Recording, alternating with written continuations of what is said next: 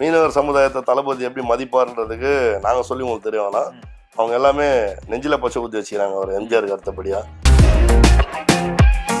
எத்தனை சக்தி எத்தனை தீய சக்தி நினைச்சாலும் அவர் ஒன்றும் பண்ண முடியாது. தளபதி ஒன்றுமே இல்லாதவராக இருந்தால் இன்னைக்கு ஏன் தினம் தினம் ஒவ்வொரு நிமிஷமும் ஒவ்வொரு நொடியும் ஏன் அவரை பற்றியே பேசுகிறாங்க எல்லாம்? டேக் ஆக்ஷன் போது சினிமாவில் நடிப்பார், நிஜத்தில் நடிக்க மாட்டார். ஏற்கனவே சொன்னார், ஒரு 47 பேரை கொண்டு பார்த்தீங்களா ஒன்றுமே தெரியாத மாதிரி வந்து இந்த மாதிரி 10 ரூபா பாலாஜின்னு அந்த பாட்டு பாடினதுக்கு அப்புறம் தான் நாங்கள் செருப்பு பறந்தது, பாட்டில் பறந்தது.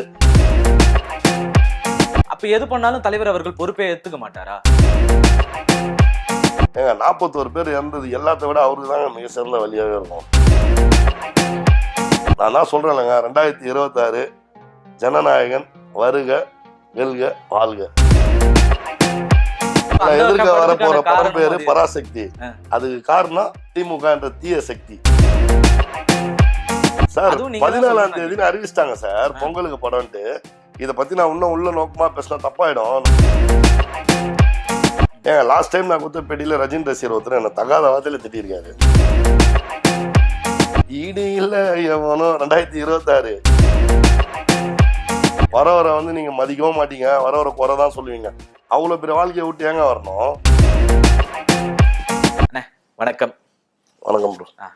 இப்போ பார்த்தீங்கன்னா டிவிக்கேல கிரவுண்ட் லெவல் பிரச்சனை போயிட்டே இருக்கு. பனையூர் ஆஃபீஸ்லேயே போய் போராட்டம் பண்ணுறாங்க, உள்ள சேர்க்கலன்னு சொல்றாங்க. இன்னைக்கான சூழல்ல பார்த்தீங்கன்னா விஜய் அவர்களுடைய காரை மறிச்சு போராட்டம் பண்ற அளவுக்கு வந்துட்டாங்க. என்னதான் பிரச்சனை? இதை ஏன் தலைவர் கண்டுக்கவே மாட்டாருன்னு நினைக்கிறீங்க?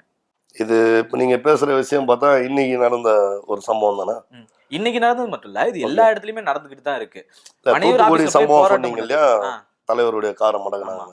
அது இன்னைக்கு நடந்த ஒரு சம்பவம். அவங்க மீனவர் சமுதாயத்தை சேர்ந்தவங்க. மீனவர் சமுதாயத்தை தளபதி எப்படி மதிப்பார்ன்றதுக்கு நாங்க சொல்லி உங்களுக்கு தெரியும். ஆனால் அவங்க எல்லாமே நெஞ்சில பச்சை ஊற்றி வச்சுக்கிறாங்க அவர் எம்ஜிஆருக்கு அடுத்தபடியா. ஸோ சர்க்கார் படத்துலேயே அதுக்காக சில விஷயமே இருக்கும், டைலாக்ஸ் இருக்கும். அவரே பேசியிருப்பாரு அதில், நான் ஒரு மீனவன்டான்ட்டு. இதை கூட சொன்னா படத்துக்குள்ள டைலாக சொல்றாங்க விஜயோடைய ஃபேன்ஸ் அப்படின்னு சொல்றாங்க. படத்திலேயே அவ்வளோ மீனவருக்கு முக்கியத்துவம் கொடுத்தவர் நிஜத்துல எப்படி கொடுப்பார்? ஸோ அதோடைய உள் காரணங்கள் என்னன்னு நமக்கு சரியா தெரியல. ஸோ இன்னைக்கு தானே அந்த நியூஸ் வந்திருக்கு, லேடிஸ் பேசியிருக்காங்க. ஸோ இதுக்கப்புறம் அதை பத்தி வரும், நம்ம தலைவர் அதை பத்தி முடிவு எடுப்பாரு. ஸோ அது உங்களுக்கு பதில் வரும். இப்போ இது மட்டும் இல்லாமல் இந்த கிறிஸ்மஸ் நிகழ்ச்சின்னு ஒன்று நடத்தினாரு. அங்கேயுமே வந்து என்னைய வந்து பாஸ் நான் வச்சிருக்கேன், QR கோட் நான் வச்சிருக்கேன், ஆனால் அதே QR கோடை இன்னொருத்தருக்கு வித்துட்டாரு அப்படின்னு சொல்லி சொல்றாங்க. அந்த திருவண்ணாமலை கிழக்கு மாவட்டம் சார்ந்தவர். இப்போ அதுக்கான சான்றிதழ் இருக்கு. இந்த மாதிரி தொடர்ந்து அடி லெவல்ல பிரச்சனை வந்துகிட்டே இருக்கு. அதுக்கான காரணம் என்னவா இருக்கும்? ஏன் விஜய் அவர்கள் இதை கண்டு? அதுதான் நான் கேட்கிறேன். இப்போ இதுல உங்களுக்கே புரிஞ்சிருக்கும், உங்க கேள்வியிலே பதில் இருக்கும். இந்த நிகழ்ச்சியில யார் மெயின்? விஜய் அவர்கள். அவரை டார்கெட் பண்றாங்க. இன்னைக்கு ஒத்துமொத்த தமிழ்நாடே அவரை தான் டார்கெட் பண்றாங்க. ஆனா அவர் மக்கள்ன்ற சக்தி இருக்கிறவரை அவர் யாராலையும் ஒன்றும் பண்ணவே முடியாது. அவர் மேல மேல மேல போயினே இருப்பாரு. எத்தனை சக்தி எத்தனை தீய சக்தி நினைச்சாலும் அவர் ஒன்றும் பண்ண முடியாது. ஏன்னா அவர் மக்கள் என்ற ஒரு சக்தி இருக்கு. அதுதான் சொன்னார்ல, சில பேருக்கு மக்கள் கூட்டம் கூடுறதுக்கு தேவைப்படுறது காசு, எங்களுக்கு மக்கள் தான் மாசு அப்படின்னு அவரே சொல்லிட்டு போயிட்டாரு. ஓகேவா? தளபதி ஒண்ணுமே இல்லாதவராக இருந்தா இன்னைக்கு ஏன் தினம் தினம் ஒவ்வொரு நிமிஷமும் ஒவ்வொரு நொடியும் ஏன் அவரை பத்தியே பேசுறாங்க எல்லாம்? சரக்கு இருக்கிற மனுஷனை தான் எல்லாம் பேசுவாங்க. ஓகேவா? இவரை குறை சொல்லி எதனா ஒரு நேரம் தேடிக்கலாம் அப்படின்னு தான். ஸோ எந்த நிகழ்ச்சி இப்போ பிகில் ஆடியோ லான்ச்லேருந்தே எடுத்துக்காங்களா, உள்ள அவர் இருக்காரு, வெளியே அத்தனை பேர் போட்டு அடிக்கிறாங்க. அதை பத்தி பேசணும்னு அவருக்கு எதனா அவசியமா? என்னன்னா பண்ணுங்க, ரசிகர் எதுவும் பண்ணாதீங்க அன்னைக்கே சொன்னவர். இப்போ கூட கரூர் இன்சிடென்ட்டுக்கு அப்புறம் நான் ஆஃபீஸ்லேயோ இல்லை வீட்லேயே தான் இருப்பேன், என்ன வேணா பண்ணுங்க சிஎம் சார், என் ரசிகர் என் தொண்டர் தொடாதீங்கன்னு சொன்னார். அவர் அடிக்கடி சொல்லிட்டு தாங்க இருக்காரு. அவர் ஒன்றும் நடிக்கலாம் இல்லை, ரியாலிட்டியாக தான் பேசுறாரு. அவரு ஆக்ஷன் டேக் ஆக்ஷன் போது சினிமாவில் நடிப்பார், நிஜத்தில் நடிக்க மாட்டார். ஏற்கனவே சொன்னார், சிஎம் ஆனா நிஜத்துல நடிக்க மாட்டேன்னு. சரி, இப்ப கரூர் சம்பவம் பத்தி சொன்னதுனால நான் கேட்கிறேன், கரூர் சம்பவத்துக்கு அப்புறம் அதுக்கான ஒரு மௌன அஞ்சலியோ எந்த ஒரு கூட்டத்திலையும் அதிமுக அதுக்கு அடுத்து நடத்தின கூட்டத்துல கூட, அதாவது இப்ப நீங்க நடத்தின அடுத்த கூட்டத்துக்கு அப்புறம் அதிமுக மௌன அஞ்சலின்னு ஒண்ணு செலுத்துறாங்க கரூர்ல இறந்தவங்களுக்காக. ஆனா தாவேக்க எந்த இடத்துலயுமே மௌன அஞ்சலி, ஈரோட்லயும் சரி பாண்டிச்சேரியிலும் சரி எங்கேயுமே ஒரு மௌன அஞ்சலி செலுத்தலையே. அதுக்கான காரணம் என்ன? இதுக்கு அவர் மௌன அஞ்சலி செலுத்தி அதுக்குன்னு ஒரு விஷயம் பண்ணியிருந்தாலும் அது என்ன தம்ம சொல்லுவாங்க, இது அடிப்படை இல்லையா? ஆக்சுவலா டிராமான்னு வாங்க, இதையும் சீரியஸா சொல்லுவாங்க. ஒரு 47 பேரை கொண்டு பாத்தீங்களா ஒண்ணுமே தெரியாத மாதிரி வந்து இந்த மாதிரி பண்றாங்க அப்படி. அவங்களுக்கெல்லாம் வந்து அதை வச்சு அரசியல் பண்ணணும்னு அவசியம். அது ஏடிஎம்கே டிஎம்கே வேற இன்னும் எந்த இதர கட்சி எது இருந்தாலும் சரி, நாங்க அந்த இன்சிடென்ட்டை அரசியலாக்க விரும்பல. அங்க இறந்து போன ஒவ்வொருத்தரும் எங்க சகோதரர்கள் சகோதரிகள், இப்படி விஜய் சொல் அங்கிள்னு ஆசையா கூப்பிடுற பிள்ளைகள். ம், ஸோ அவங்கள இறந்த துயரத்துல இருந்து நாங்க மீளவே இல்லை. அவங்களுக்கு என்ன பண்ணணுமோ அதை பண்றது தான் எங்களுடைய குறிக்கோளா இருந்தது. அந்த இடத்துல இதெல்லாம் பண்ணி சீன் கிரியேட் பண்ணி அதுல பேர் எடுத்து அதை அரசியல் பண்ணா எங்க ஆள் விரும்பல. இல்லண்ணே அதுக்கப்புறம் நடந்த அவ்வளவுதான். பாண்டிச்சேரியிலயும் சரி ஈரோட்லயும் சரி ஒரு மௌன அஞ்சலியும் செலுத்துறது அவங்களாக செலுத்துறது ஒரு அடிப்படை அரசியல். சரிப்பா நம்ம அதையுமே விட்டுருவோம். ஆனா நீங்க சொன்ன மாதிரி தம்பி தங்கைகள் சகோதரர்கள்னு சொல்றீங்க இல்லையா? ஆனா 3வது நாள் ஆயுத பூஜை போட்டது, அந்த வண்டிக்கு ஆயுத பூஜை போட்டதுன்றது உண்மைதானே? அதுக்கு எப்படி பாரு? மேபி அந்த வண்டிக்கு ஆயுத பூஜை போட்டதுக்கு ம். விஜய் வந்து அதுல கலந்துக்கின்னு அந்த ஆயுத பூஜையில அவரும் அவங்க கூட பணியார் சேர்ந்து கலந்துக்கிறாங்க. ஆபீஸ்ல தானே நடக்குது, அப்படி ஒண்ணு நடந்தே இருக்க கூடாதுல்ல? அது அவங்க ஆபீஸ் சார்பில் அந்த பேருந்துக்கு பண்ணணும். ஏன்னா அந்த பேருந்து தான் ரொம்ப முக்கியமான ஒரு பேருந்து, மக்களை போய் சந்திக்குது. ஆனா So, அதே TV கேட்க ஒரு பேருந்துல முக்கியமான விஷயமா இருக்கு. ம். இப்ப ஆயுத பூஜைனா நம்ம என்னென்ன கும்பிடுவோம்? வீட்டுல இருக்க நம்ம சைக்கிளோ இல்ல நம்ம மோட்டார் வாகனம் எதோ வேணா பசங்க படிக்கிற பசங்க புக்கு. புக்கு ஸோ அந்த மாதிரி அந்த ஆபீஸ்ல அதுதான் அவங்களுக்கு முக்கியம். ஸோ அது அவங்க கும்பிட்டுருக்காங்க. தொண்டர்கள் ஆசைப்பட்டு பண்ணதை தலைவர் மேல ஆனா தலைவர் அதை கேட்டிருக்கணும்ல, மிகப்பெரிய துயரத்துல அவரு இருக்கிற ஒரு ஒரே தருணம். நிமிஷங்க, இதெல்லாம் ஒரு விஷயமா கிரியேட் பண்ணி குறை சொல்லணுன்றவங்க எல்லாத்தையுமே நோட் பண்ணி பேசுவாங்க. தலைவருக்கு 1000 விஷயம் இருக்கு. ம், ம், ஏன் நெக்ஸ்ட் 2026 ஸ்டார்ட்டுங்க, ம். ஏப்ரல்ல எலெக்ஷனுங்க. ஆமா. ஓகே, இன்னும் நிறைய வேலை இருக்கு. இந்த மாதிரி குறை சொல்றவங்க சொல்லிட்டே தான் இருப்பாங்க. இது அந்த ஒண்ணு ஒண்ணுக்கு ஒரு வேலைக்கு பதில் சொல்லியிருந்தா அவர் அடுத்து போகவே முடியாதுங்க. இப்ப என்னன்னா அந்த வேலைக்கு நடுவுல தான் ஒரு பெரிய துயர சம்பவம் நடந்துருச்சு. அது ஆக்சிடென்ட். யார் என்ன சொன்னாலுமே இல்ல, அது பல விதமா பல பேர் கருத்து பல தெரிவிச்சாங்க. பேர் கருத்து இருக்கு. நம்ம அதுக்குள்ள போறோம். அவருடைய நண்பரான அஜித் என்ன சொன்னார் தெரியும்ல? அதான் இப்ப இத நம்ம பத்தி அதுக்குள்ள ரஜினி சாரும் போறோம். கமல் சாரும் பேசவே இல்ல. ம், ம். அவங்க எல்லாம் நல்லவங்க, இன்னைக்கு பரவாயில்ல, அவங்கள விட்டுருங்க. அவங்கள பத்தி பேசினா அப்புறம் அவங்க ரசிகருக்கு வச்சுப்பாங்க. அஜித் சார் இதுல எவ்வளவு மேல் இல்ல? ஆமா. அவர் மறைமுகமாவாச்சு சொன்னார் இல்லையா? இதுக்கு ஒரு தனி மனிதர் மட்டுமே காரணம் இல்ல, தனிப்பட்ட நபரை மட்டும் நம்ம எல்லாருமே இதுக்கு நம்ம காரணம் அப்படின்னு ஆமா, அவர் எல்லாருமே ரீசனபிளா சொன்னாரு. பொறுப்பேற்கணும்.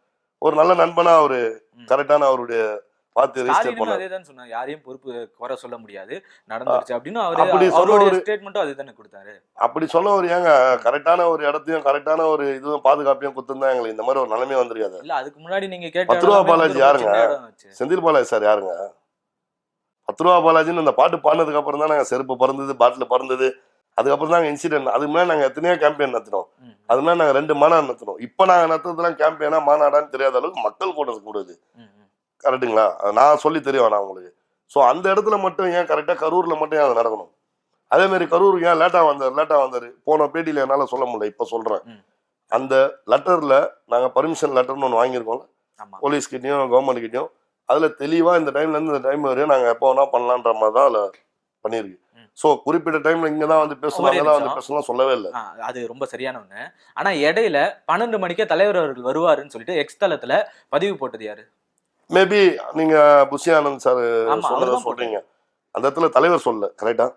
அப்ப எது பண்ணாலும் தலைவர் அவர்கள் பொறுப்பே ஏத்துக்க மாட்டாரா? அப்படி கிடையாதுங்க. தப்பான நியூஸ் வந்தது, அவர் லேட்டா வந்தாரு நீங்க சொல்றீங்க, அது நீங்க ஒரு காரணம் காட்டுறீங்க. ம். இதுக்கு முன்னாடி அவரு நிறைய இடத்துல வரும்போது 1/2 ஹவர்ல வந்து போற இடத்துக்கு 5 ஹவர் 3 ஹவர்லாம் ஆச்சு. ஸோ மக்கள் கூட்டம் வந்து அங்க கடல் மாதிரி ஷூட்டிங் நிக்குது. நீங்கனாச்சும் லேட்டா போயிருக்காரா? அவர் எப்பவுமே லேட்டா வர மாட்டாருங்க. எந்த விஷயமா இருந்தாலும் அவர் நம்பி ஒரு விஷயம் பண்றாங்கன்னா ம். முன்கூட்டியே வந்து நிப்பாரு. நான் சினிமா ஆக்டர் தான், ம், ம். எனக்கு தளபதியை பர்சனலாவே தெரியும். ம், ம், ம். பிஃபோராவே வந்துருவாரு. இங்க இல்லைங்க, காஷ்மீர்ல நடந்த லியோ படத்துக்கு அவர் அதான் பண்ணியிருக்காரு. அவரை பார்த்து லோகேஷ் ப்ரோ சீக்கிரம் வந்துருவாராம். ஐயோ தளபதியே வந்துருவாரு, நம்ம வரலாம். அந்த குளிர்லயே ஆ. ஒழுங்கா தூங்க கூட முடியாது. ஸோ அவ்வளோ டெடிகேட்டடான ஒரு ஆளு. ஸோ அந்த மாதிரி இருக்கும்போது மக்கள் ஒரு மக்கள் பணிக்கு வந்துட்டாரு, இன்னைக்கு ஒரு பொது தேர்வுக்கு வந்துட்டாரு, அரசியல் வாழ்க்கைக்கு வந்துட்டாரு, எல்லாத்துக்கும் ரெடியா இருக்கணும். ம். அரசியல்னான்னு உங்களுக்கு நான் சொல்லி தெரிய தேவையில்ல. புரியுது. நம்ம என்ன பண்ணாலுமே நம்ம பிடிக்காதவங்க நம்ம குறை சொல்லிட்டே தான் இருப்பாங்க. அதுக்கெல்லாம் பதில் சொல்லிருந்தா நேரமும் இருக்காது, எல்லாமே வீணா போயிடும். ஆ. அடுத்தடுத்த வேலை என்னன்னு பார்த்துட்டு போறாரு அவர், அவ்வளவுதான். அப்படியே என்ன பண்றீங்கன்னா டிவிகே சைடுல இருந்து முழுக்க திமுக சைடு மட்டுமே எதிர்ப்பாவே இருக்கு. அதுக்கான காரணம் பிடிக்காத அரசியல்னாலயா?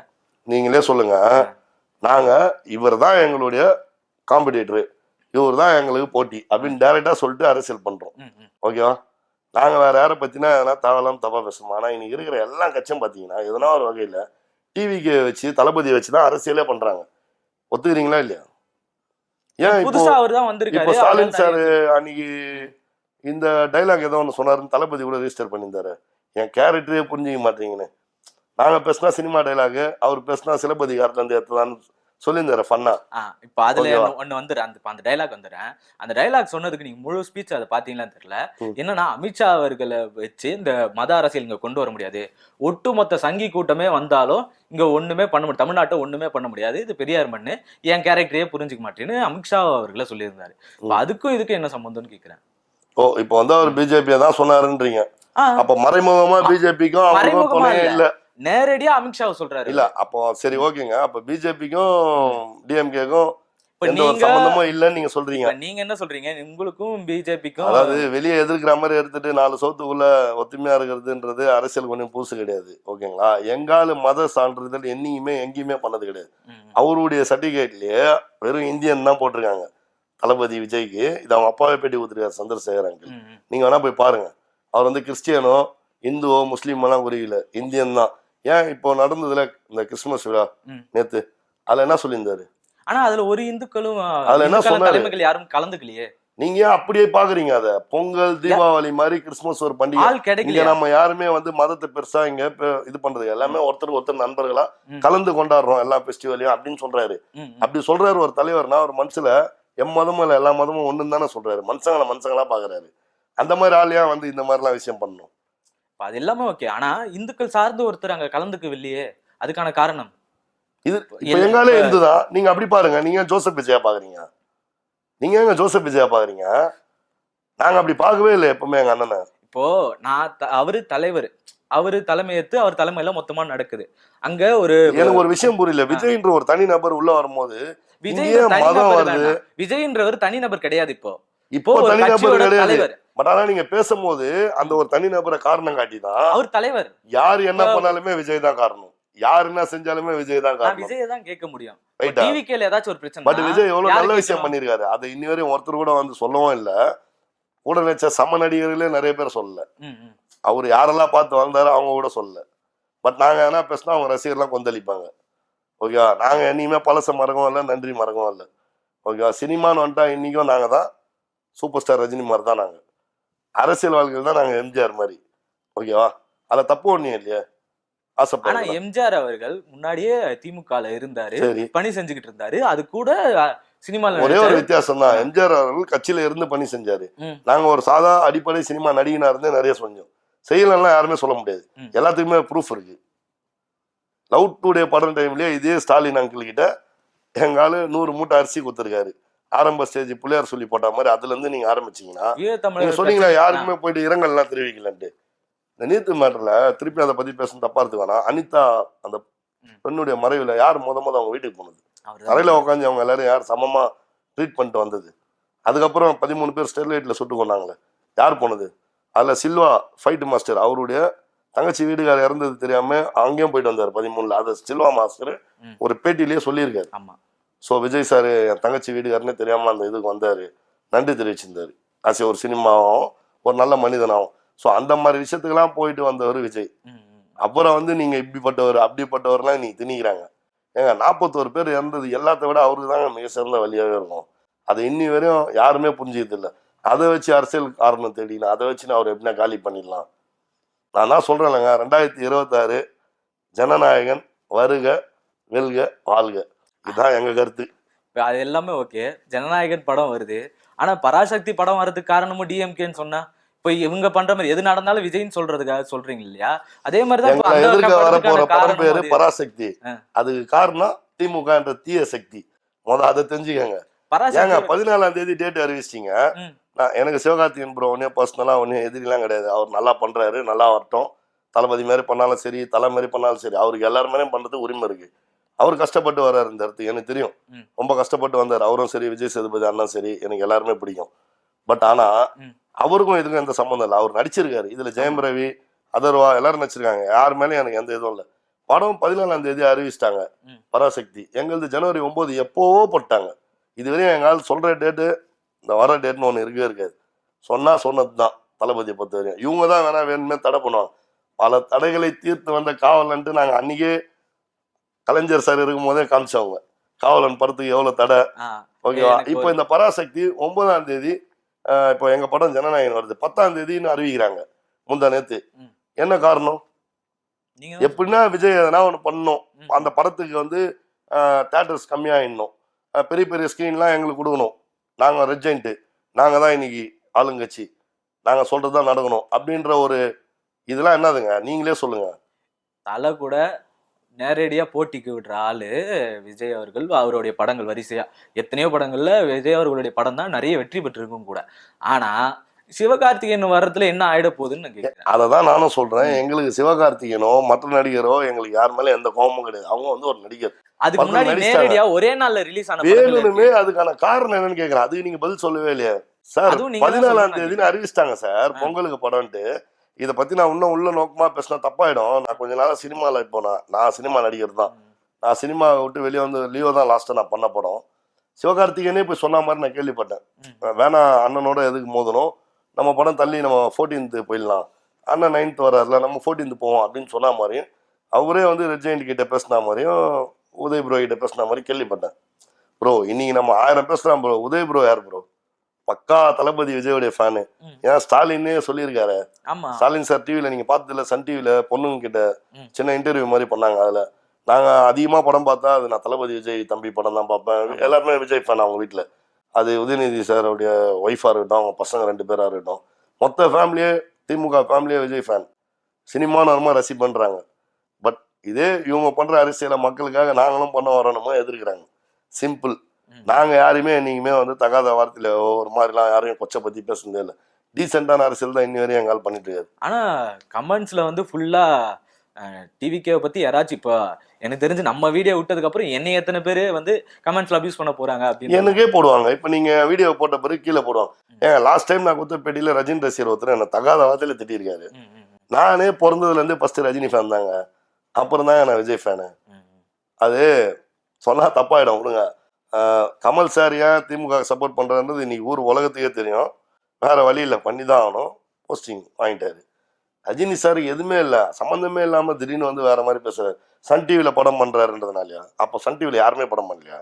எனக்கு தெரிஞ்சு சன் டிவியில படம் பண்ணாத ஒரே ஒரு ஹீரோனா இப்போ வரையும், இப்போ கரண்ட்ல வரையும் அஜித் சார் மட்டும்தான். மிச்சம் எல்லாருமே பண்ணிட்டு தான் இருக்கிறாங்க. விஜய் சாருக்கு அவங்களுக்கு என்ன சொல்ற, டிஆர்பிக்கு தேவைன்னா விஜய் படம் தான் போடுவாங்களே. ஒரே படத்தையே 40 அடி போட்டிருப்பாங்க. டிஆர்பி கிங்கு விஜய் தான் ஊருக்கே தெரியும். சம்பாதிக்கிறதுக்கு விஜய் வேணும். அப்போ இவங்களுக்கு தேவையில்லைன்னா விஜய் அழிக்கிறதுக்காக என்ன வேணா பண்ணுவாங்க. 14ஆம் தேதி வரப்போற பராசக்தியை 10ஆம் தேதி விடுவாங்க. எங்களுக்கு சிவகார்த்திகேயன் இல்லைங்க, எங்களுக்கு யாருமே. ஒரு பாட்டு தெரிவிச்சுக்கிறேன் இந்த இடத்துல. ஈடு இல்ல எவனோ எங்க தளபதி தான் வரணும், ஈடு இல்ல எவனோ 2026 எங்க தளபதி தான் வரணும். நாங்க வேற லெவல்ல போயிட்டு இருக்கேன். நீங்க படத்தெல்லாம் வச்சு பேசுனீங்க. இந்த படம் லாஸ்ட் படம். இதுக்கு கண்டிப்பா வேற லெவல் ரெஸ்பான்ஸ் இருக்கும். எல்லாருமே இதுக்கு ரெஸ்பெக்ட் பண்ணி வருவாங்க. விஜயை பிடிக்காதவங்க கூட ரெஸ்பெக்ட் பண்ணுவான். இதுக்கு மேல தளபதி லாஸ்ட் படம் சொல்லிட்டாரு அப்படின்ற ஒரு காரணமா கூட இருக்கலாம். இல்ல எங்களை மாதிரி வெறித்தனமான தளபதி ரசிகர் ஆஸ் யூஸ்வல் விஜய் ஃபோர்ஸ் சரியா நாங்களாம் வந்து அப்படியே பார்த்துனே இருப்போம் 24 மணி நேரம். அந்த மாதிரி நாங்கள் வெறியர்கள். ஓகேவா? எங்களுடைய அன்பு அந்த மாதிரி அண்ணன் மேல. அதுக்கெல்லாம் வந்து விலை மதிக்கவே முடியாது. அதெல்லாம் யாருனாலையும் அதை தடுத்து நிறுத்த முடியாது. சிவகார்த்திகேயன் மாதிரி 1000 சிவகார்த்திகேயன் வந்தாலும் சரி, சூப்பர் ஸ்டார் மாதிரி 2000 சூப்பர் ஸ்டார் வந்தாலும், உலகநாயகன் மாதிரி 5000 வந்தாலும் சரி, அஜித் நான் குறிக்கல. ஏன்னா அவர் ஒரு தனி ஸ்டைல். ஒரு விஜய் ஃபேனா நான் அவரை கண்டிப்பா பாராட்டுறேன். அவர் ஒரு பாதையில போறாரு ஸ்போர்ட்ஸ் அப்படின்ட்டு. என் நாட்டுக்காக நான் என்ன பண்றேன். இவரு தன்னை வாழ வச்ச மக்களுக்காக ஒரு மிகப்பெரிய ஊதியத்தை தூக்கி போட்டு, உச்சத்தை தூக்கி போட்டு, இதை சொன்னா கூட ஆனா உச்சம் ஊதியன்றானுங்க. போட்டு வரவனுக்கு தான் தெரியும். உட்காந்து நோவாம டீ கடை வாசல்ல உட்காந்து பேசுற விஷயம் இல்லை இது. இங்க நிறைய பேர் அரசியலை பத்தி பேசுவாங்க, அப்படி இப்படின்னு குறை சொல்லுவாங்க. ஏன் பேசுறவங்க எல்லாம் வாங்க, மக்களுக்கு தொண்டு செய்யுங்க, உள்ள வாங்க, கட்சி நீங்க வந்து நில்லுங்க. வர வந்து நீங்க மதிக்கவும் மாட்டீங்க, வர குறை தான் சொல்லுவீங்க. அவ்வளவு பெரிய வாழ்க்கையை விட்டு ஏங்க வரணும்? சும்மா ராஜா பகதூர் மாதிரி கால் மேல கால் போட்டு வாழ்ந்துட்டு போயினே இருக்கலாமே. எங்க தளபதி 500 கோடி ஒரு வருஷம் வருமானம் அவருக்கு. அதை அவர் பெருசா நினைக்கல. ஏங்க இதுக்கு மேல வந்து ஒரு சிஎம் ஆகி தான் பணம் சம்பாதிக்கணுமா? இல்ல நான் கேட்கறேன், அவரு கேட்டது தான் நானும் கேட்கறேன்.